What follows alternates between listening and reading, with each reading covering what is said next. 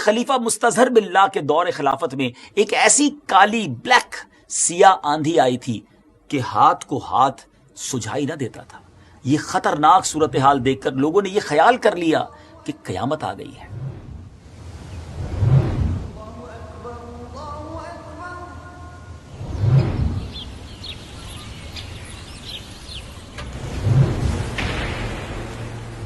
السلام علیکم ورحمۃ اللہ وبرکاتہ. مائی نیم از عبد الحبیب اتاری. میرا نام عبد الحبیب اتاری ہے اور ہمارے دعوت اسلامی کے یوٹیوب چینل میں آپ کو خوش آمدید کہتے ہیں. ویب سیریز ہے قیامت کی نشانیاں. ناظرین، ہم سب کو یقین بھی ہے اور معلوم بھی ہے کہ قیامت آ کر رہے گی، لیکن اس کا دن ہمیں معلوم نہیں ہے کیونکہ قیامت اچانک سڈنلی آئے گی. البتہ اللہ کے آخری نبی صلی اللہ تعالیٰ علیہ وسلم نے اپنی امت کے لیے اپنی احادیث کے ذریعے قیامت کی کچھ علامتیں، کچھ نشانیاں بیان فرمائی ہیں. انہی میں سے ایک حدیث پاک یہ بھی ہے. پیارے آقا علیہ الصلوۃ والسلام نے فرمایا کہ ایک زمانہ ایسا آئے گا جب غنیمت کو لوگ اپنی دولت اور امانت کو مال غنیمت اور زکوٰۃ کو تاوان بنا لیں گے، اور علم کو دین کے سوا کسی دوسرے مقصد سے پڑھیں گے، اور آدمی اپنی بیوی کا فرما بردار اور اپنی ماں کا نافرمان ہوگا، اپنے دوست کو قریب کرے گا اور اپنے باپ کو دور کر دے گا، اور مسجدوں میں آوازیں بلند ہوں گی، اور قبیلے کا سردار ان میں فاسق آدمی ہوگا، اور قوم کا رہنما ان میں سب سے زیادہ کم ظرف شخص ہوگا، اور آدمی کی تعظیم اس کے شر کے خوف سے کی جائے گی، اور گانے والیوں اور باجوں کا ہر طرف چرچا ہوگا. قسم قسم کی شرابوں کو لوگ پینے لگیں گے. جب یہ سب ہو جائے تو اس وقت سرخ آندھی کا انتظار کرو. اللہ اکبر. یعنی ریڈ کلر کی اسٹرانگ ونڈز، سرخ آندھی قیامت سے پہلے آئے گی. اور یہ باتیں ناظرین جو ہم سن رہے ہیں، ان میں بہت ساری باتیں تو ایسا لگتا ہے کہ روز ہی ہمارے درمیان ہوتی ہیں. ہماری ویب سیریز قیامت کی نشانیوں میں آج ہمارا جو ٹاپک ہے وہ سرخ آندھی ہی ہے. یہ سرخ آندھی کیا ہے، یہ کب آئے گی، اور کیا یہ آ چکی ہے؟ ان تمام باتوں کو ریویل کرنے سے پہلے میں آپ کو ایک واقعہ سناتا ہوں. ہماری امت سے پہلے بھی قوم عاد پر ایک خطرناک، بہت تیز اور شدید آندھی آئی تھی. اس کا واقعہ بھی قرآن مجید میں موجود ہے. یہ قوم مقام احقاف میں رہتی تھی، جو عمان، جو آج کل عمان ہے، اور حضرہ موت، یہ یمن میں ایک سٹی ہے، اس کے درمیان ایک بہت بڑا ڈیزرٹ ہے، ریگستان ہے. یہ قوم وہاں رہتی تھی. یہ لوگ باطل خدا کی عبادت کرتے تھے اور بہت بد اعمال اور بد کردار تھے. بیڈ ڈیڈز کے اندر، ایول ڈیڈز کے اندر یہ انوالو تھے. اللہ کریم نے اپنے پیغمبر حضرت ہود علیہ نبینا علیہ الصلوۃ والسلام کو ان لوگوں کی ہدایت کے لیے بھیجا، مگر اس قوم نے حضرت ہود علیہ الصلوۃ والسلام کو ڈینائی کر دیا، جھٹلا دیا، اور اپنے کفر پر ڈٹے رہے، اڑے رہے. حضرت ہود علیہ الصلوۃ والسلام ان کو اللہ کی عذاب سے، رب عز و جل کی پنشمنٹ سے ڈراتے رہے، مگر اس شریر قوم نے نہایت بے باکی اور گستاخی کے ساتھ بڑے پراؤڈ میں اپنے نبی کو کیا جواب دیا؟ آئیے قرآن سے سنتے ہیں. اللہ کریم نے قرآن مجید میں ارشاد فرمایا، بسم اللہ الرحمن الرحیم، اجئتنا لنعبد اللہ وحدہ ونذر ما كان يعبد آباؤنا فأتنا بما تعدنا ان كنت من الصادقین. اس کا ترجمہ سنیے. اللہ تبارک و تعالیٰ قرآن مجید میں ارشاد فرماتا ہے، یعنی کیا تم ہمارے پاس اس لیے آئے ہو کہ ہم ایک اللہ کو پوجیں اور جو ہمارے باپ دادا پوچھتے تھے انہیں چھوڑ دیں؟ تو لاؤ جس کا ہمیں وعدہ دے رہے ہو اگر تم سچے ہو. ناظرین، یہ کیسی قوم تھی کہ گویا حضرت اپنے نبی کو یہ کہہ رہے ہیں کہ ہم پر عذاب لے آؤ اگر تم سچے ہو، تو وہ پنشمنٹ کہاں ہے؟ اللہ اکبر. اتنے بے باک تھے. پھر کیا ہوا؟ عذاب الہی کی ہائی لائٹس، جھلکیاں شروع ہو گئی. پہلے تو 3 سال تک 3 years نو رین، کوئی بارش نہیں ہوئی. قحط و خشک سالی کا دورہ ہو گیا. لوگ بوند بوند پانی کو ترسنے لگے اور دانے دانے کو ترسنے لگے. اس زمانے کا یہ دستور تھا کہ جب کوئی کلیمٹی، جب کوئی مصیبت آتی تو یہ لوگ مکہ معظمہ جا کر خانہ کعبہ میں دعائیں مانگتے تھے. عجب قوم تھی، کعبے کو تو مانتی تھی مگر اللہ کے نبی کو نہیں مانتی تھی. بہرحال وہ کعبے میں جاتے، دعائیں کرتے، وہ کلیمٹیز، وہ پرابلمز دور ہو جایا کرتی تھیں. چنانچہ ان میں سے کچھ لوگ جمع ہو کر مکہ مکرمہ گئے، اور ان میں ایک شخص تھا مرثد بن سعد. وہ مومن تھا مگر اپنے ایمان کو قوم سے اس نے چھپایا ہوا تھا، ہائیڈ کیا ہوا تھا. جب ان لوگوں نے کعبہ معظمہ میں دعائیں مانگنی شروع کی تو مرثد بن سعد کا ایمانی جذبہ بیدار ہو گیا. اس نے تڑپ کر کہا کہ اے میری قوم، تم لاکھ دعائیں کر لو، جتنی مانگنی ہے مانگ لو، مگر خدا کی قسم اس وقت تک پانی نہیں برسے گا جب تک تم اپنے نبی حضرت ہود علیہ السلام پر ایمان نہ لاؤ گے. حضرت مرثد بن سعد نے جب اپنا ایمان ظاہر کر دیا تو قوم عاد کے شریروں نے ان کو مار پیٹ کر اپنے آپ سے الگ کر دیا اور پھر دعائیں مانگنے لگے. کمال کی قوم ہے ناظرین، اللہ کے نبی کی گستاخی ہو رہی ہے، ان کی بات نہیں مان رہی اور اللہ سے دعائیں کر رہی ہے. کیا اللہ والوں کو ناراض کر کے رب سے کچھ مانگا جا سکتا ہے؟ یہ بڑی اہم بات ہے جو میں نے اور آپ نے سیکھنی ہے. بہرحال اب اس وقت اللہ پاک نے 3 بدلیاں یعنی 3 بڑے کلاؤڈز بھیجے. ایک وائٹ کلر کا تھا، ایک ریڈ سرخ رنگ کا اور ایک بلیک رنگ کا تھا. اور اس کے ساتھ ہی آسمان سے ایک آواز آئی کہ اے قوم عاد، تم لوگ اپنی قوم کے لیے ان 3 بدلیوں میں سے، ان 3 کلاؤڈز میں سے کوئی ایک سلیکٹ کر لو، ایک پسند کر لو. تو لوگوں نے کالی بدلی کو پسند کر لیا. آج ہمارے ابھی جب بلیک کلاؤڈ آتے ہیں تو ہم سمجھتے ہیں نا زبردست رین ہونی ہے، تو اس قوم نے بھی دیکھا کہ 3 کلرز ہیں تو بلیک کلر کو سلیکٹ کر لیا اور اس خیال میں مگن تھے کہ اب کالی بدلی سے تو خوب پانی برسے گا، خوب رین ہوگی اور ہمارا جو ہے وہ سارے کھیت دوبارہ سے ہرے بھرے ہو جائیں گے. اور جیسے انہوں نے سلیکٹ کیا تو وہ جو بلیک کلر کا کلاؤڈ تھا وہ قوم عاد کی آبادیوں کی طرف، ان کی سٹی کی طرف چلنے لگا. قوم عاد بھی اس بلیک کلاؤڈ کے پیچھے پیچھے بڑی خوش ہیپینس کے ساتھ جانے لگے. ایوری بڈی ریڈی کہ اب زبردست بارش ہونی ہے.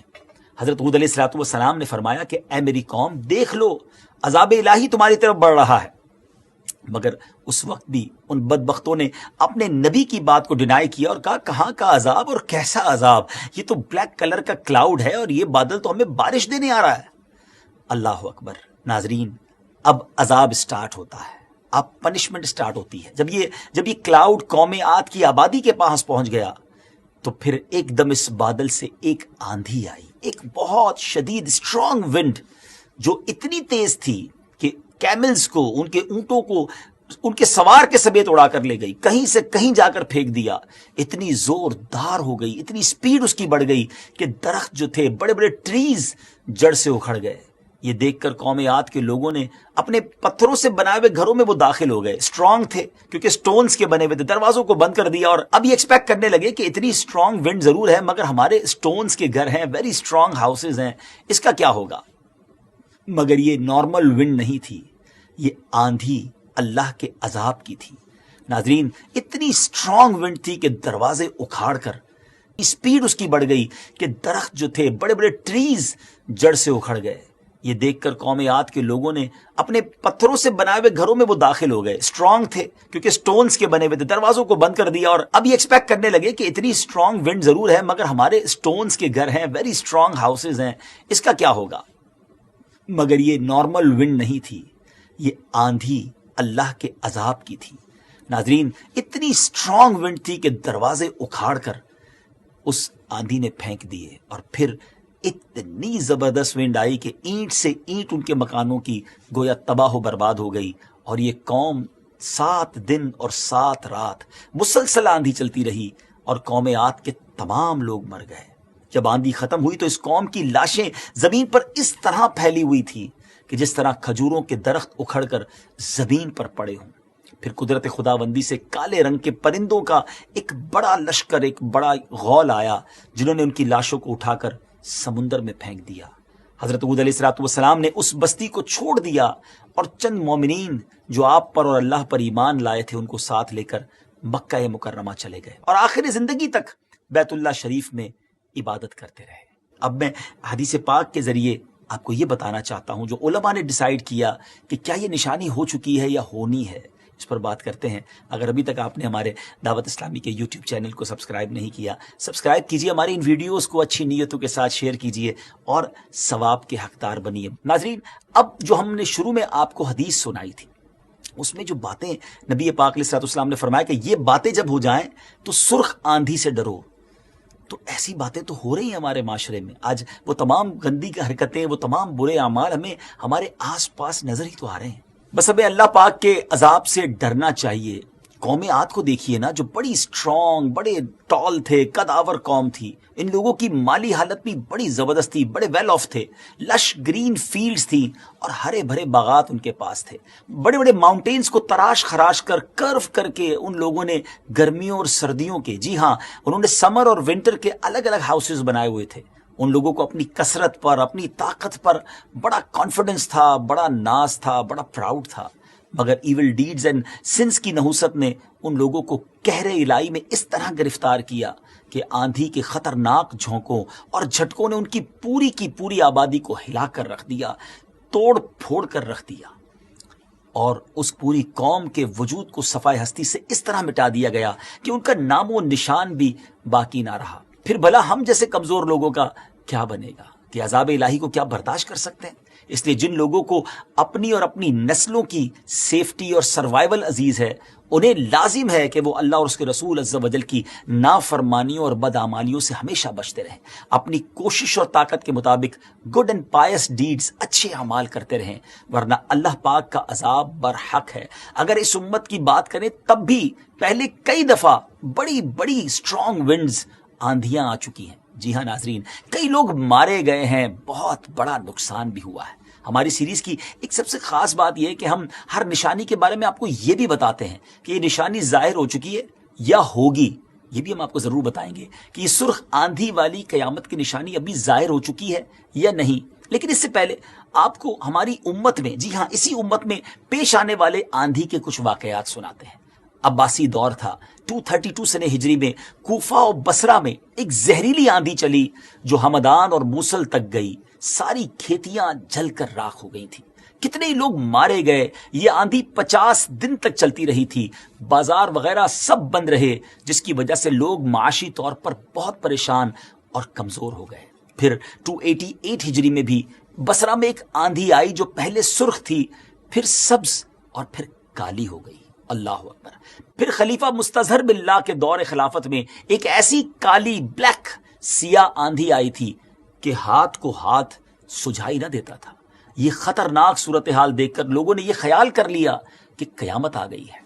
اسی طرح 524 سنے ہجری میں شہر موصل میں ایک بادل آیا جس سے آگ، جی ہاں فائر، آگ برس رہی تھی. جہاں جہاں آگ برسی وہ جگہ جل کر راکھ ہو گئی. بغداد میں اڑنے والے بچھو برسے جن سے ہزاروں لوگ تباہ و برباد ہو گئے. اس کے بعد 596 ہجری میں مکہ مکرمہ میں کالی آندھی آئی تھی جس کی وجہ سے ہر طرف سرخ ریت پھیل گئی. یہ اتنی تیز تھی کہ اس کی وجہ سے کعبۃ اللہ کے رکن یمانی کا ایک ٹکڑا ٹوٹ گیا تھا. اس کے علاوہ بھی بکس میں بہت سے ایسے واقعات ملتے ہیں جو اللہ پاک کے عذاب کی، اس کی عذاب کی جھلک کی خبر دیتے ہیں. ڈیئر ویورز، اگر ہم نے ان بدعمالیوں سے رجوع نہ کیا تو کیا خبر کہ نہ جانے کب ہم پر بھی یہ عذاب اتر آئے.